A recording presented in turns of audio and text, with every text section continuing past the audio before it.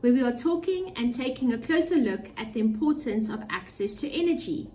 At Schneider Electric, we believe that access to energy is a human right, and therefore we seek to provide safe and reliable energy to those without electricity. It's my pleasure to introduce you to two keynote speakers in this masterclass today. Join me in extending a warm welcome to Mr. Albert Fouchier, Global Vice President of Access to Energy at Schneider Electric, and Mr. Ayush Gupta, Anglophone Africa Business Director and Performance Management for Access to Energy at Schneider Electric. My name is Anel Dalglish. I'm the Global Leader of Training and Education Affairs at Schneider Electric, and I will be the moderator for this very exciting masterclass today.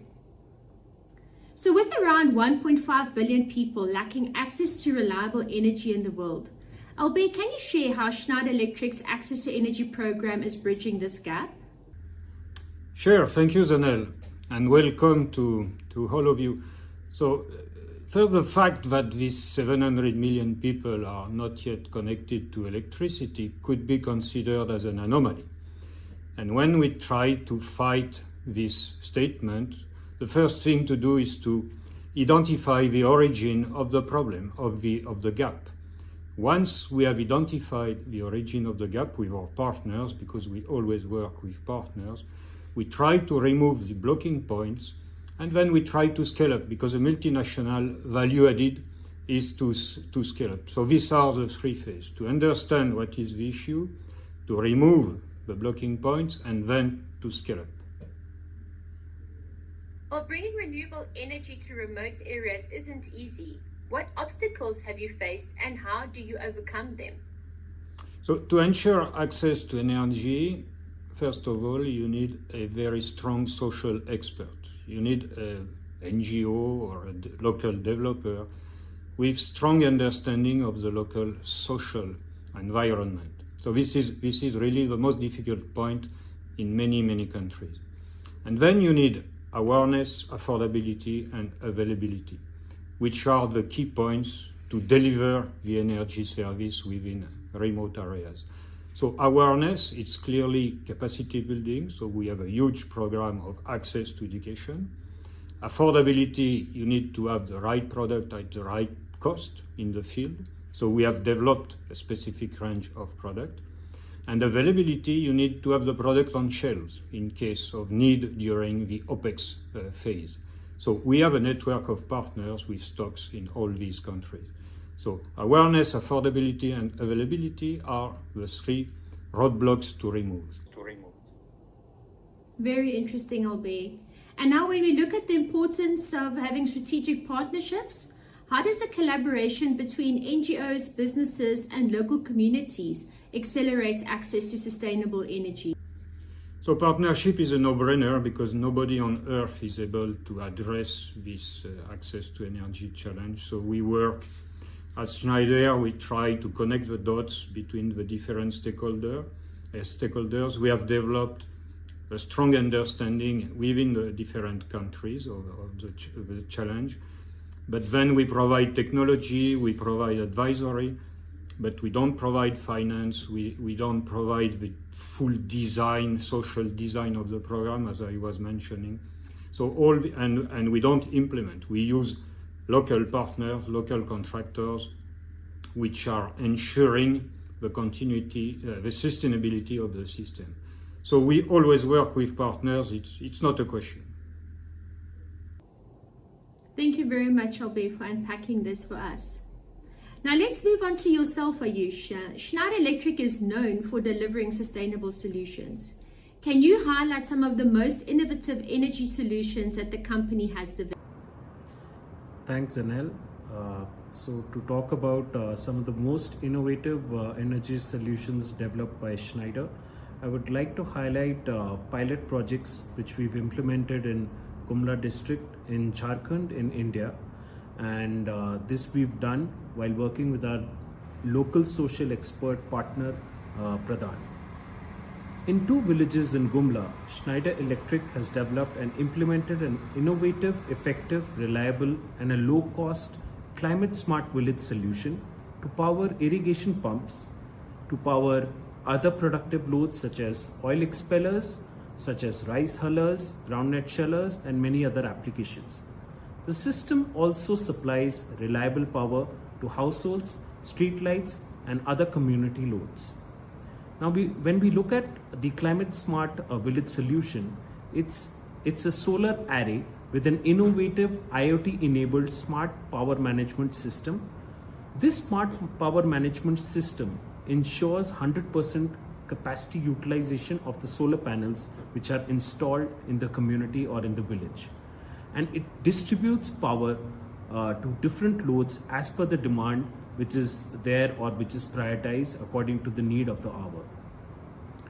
Now, this IoT enabled remote monitoring and control using Schneider's EcoStruxure livelihood platform also ensures that we provide reliability of system operations, as well as we monitor performance and impact parameters effectively. What we also do through this architecture is that it is largely a batteryless architecture, so there is about 30% lower capital expenditure when we compare it to a normal conventional microgrid, and it's fairly simple to use. So in terms of some of the benefits which we've seen when we've implemented these pilot projects, it has reduced migration, it has definitely increased the livelihood for people, and it has increased the nutrition and security amongst the people. So all in all, I would say that these climate smart village solutions are some of the most innovative solutions which we've implemented in the past few months in Schneider in India. Great, thank you so much for these insights on the climate smart village, Ayush. Since Schneider Electric's purpose is to create impact by empowering all to make the most of our energy and resources, bridging progress and sustainability for all, how can we enable clean energy solutions that benefit the entire community? Thanks, Anil, for the question. I would say that it's very important to look at 2 or 3 things, and I'll try to explain in a point-by-point manner. So first of all, it's very important to work with the right stakeholders, which also Albert mentioned a while back, because Schneider Electric, being a social expert, we are good in, being a technology expert, we are good in the technology which we come up with, but it's also equally important to find the right kind of social experts who can help with the community buy-in, with the engagement, and getting support with any local approval processes. So this, for me, is one of the key points to ensure that the projects are successful in the communities, and particularly in the remote ones. In terms of technology, we've realized and we've tried to implement distributed renewable energy solutions, which have definitely increased the reach of solutions in regions where grid is not available. And this is particularly very helpful for communities which are vulnerable and where there is inequality because the grid is not there. So just to give you an example, across India, Africa and Bangladesh, Schneider Electric solutions are powering health centers and schools in thousands of numbers, and these solutions enable healthcare to be provided after dark, which is very key, particularly for remote communities, as well as it ensures digitization of education in schools, which ensures that modern education is available for all the children in those remote communities. And then I would say one of the other key part is that it's very important to plan for capacity building and training in a very structured way, because if you have the training and local capacity building, you can ensure operations and maintenance of these systems which are installed in local communities, which increases the longevity and sustainability of these solutions. This needs to be very well balanced with the latest technology and digital solutions, because it helps in reducing downtime by flagging issues in a timely manner. All in all, to summarize, I would say 2 or 3 points. Very important to find the right partners, to leverage the distributed renewable energy solutions to resolve challenges of remote communities, to build local capacity, as well as balance it with leveraging digital solutions. All of this will ensure that clean energy solutions benefit the communities. Wow, that is very incredible. Very comprehensive, Ayush. And And we can really see in terms of the solutions that you've described, how it really does bring about entire community benefit.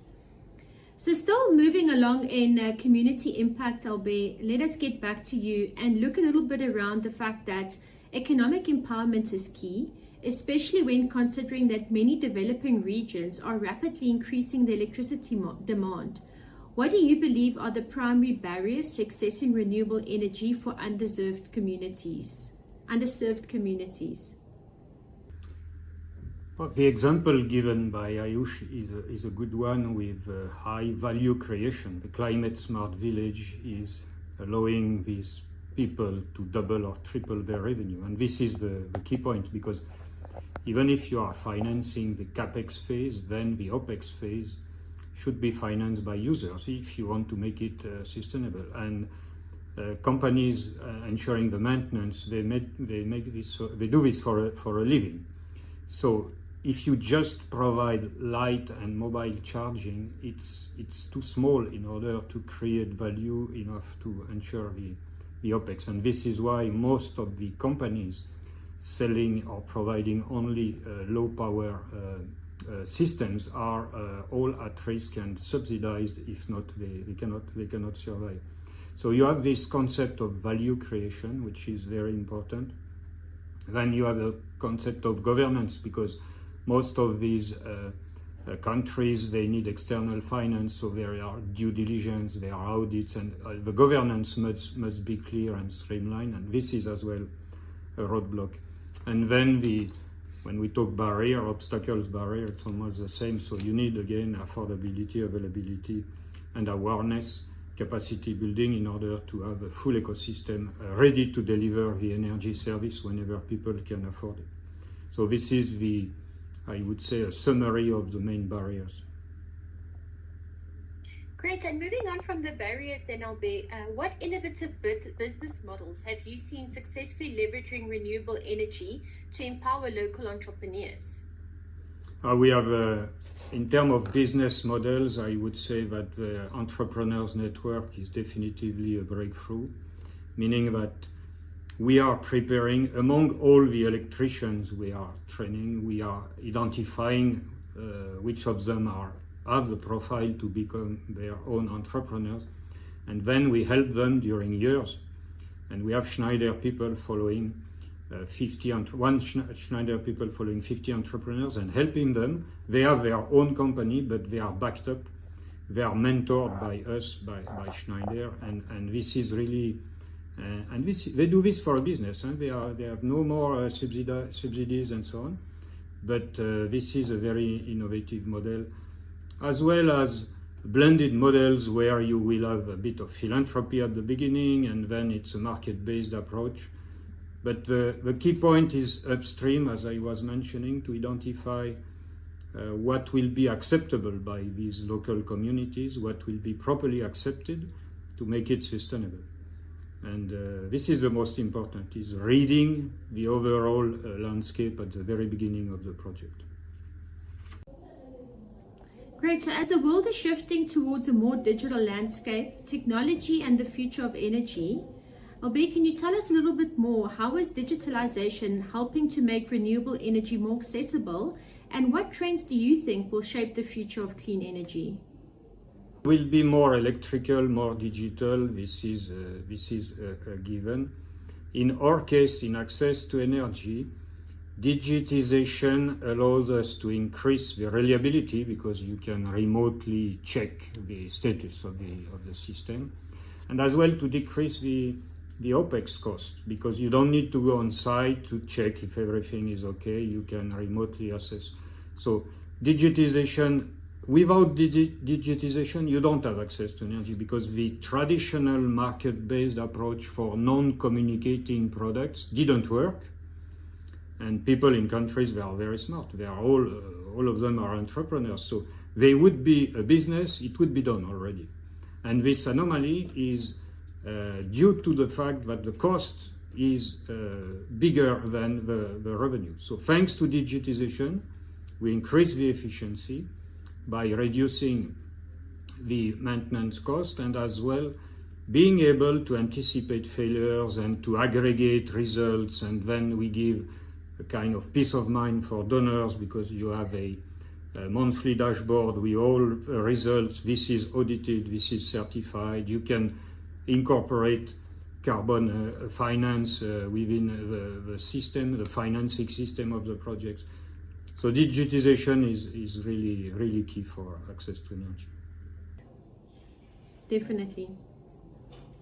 Now we're moving along to the last part of our session, and I'd really like to ask both yourself, Albert and Ayush, perhaps starting with yourself, Ayush, to give us some advice for impact-driven innovation. So Ayush, could you tell us what is one key lesson that you've learned and that you'd like to share with aspiring innovators working in the field of access to energy? Thanks, Anil. I would say that having an entrepreneurial mindset and the passion to solve challenges faced by people who are either without reliable and affordable electricity, or who have some form of electricity but it's not sufficient for their needs. It's very important to have that kind of a mindset.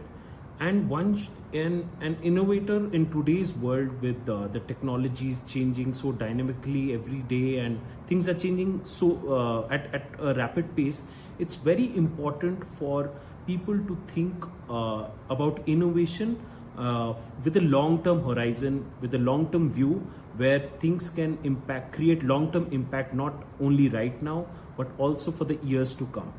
So it's very important, I believe, to have that kind of a mindset in order to progress and succeed and be very agile. And if you have to fail, you fail fast, but you innovate at a rapid pace. Thank you for this very valuable advice. Albert, some advice from your side to close us off? Yeah, we are meeting a significant number of entrepreneurs, and some of them are quite successful. And I would say that a common factor for all successful entrepreneurs is that they are good listeners. They are able to identify within a due geography or model what will be appreciated by stakeholders, by users, why nobody saw it before. And these startups, these successful startups or successful entrepreneurs, generally speaking, they are very sharp in assessing that this will be a key success factor. And they have to manage a paradox, because they need to be agile and flexible, because in this world, if you're not agile and flexible, you're dead. But they need a long-term view, so they cannot be misled by, I would say, side effects and so on. So the successful entrepreneurs is able to keep north while being agile and flexible, and it's quite interesting to see in Africa, in India and elsewhere, the difference between these guys and, I would say, others who are following. But if you are an entrepreneur, you cannot be a follower. You must be a leader. You must be a leader. That's very, very wise words. If you're an entrepreneur, you cannot be a follower, you should be a leader. So thank you so much to yourself, Albert and Ayush, for being us today to share all your insights in this masterclass, starting from the climate smart village to business models and some advice for successful entrepreneurship. I think it's been some really rich content, and I really hope that our listeners have enjoyed the session. We wish you all the best, and thank you once again, Ayush and Albert, for being with us today.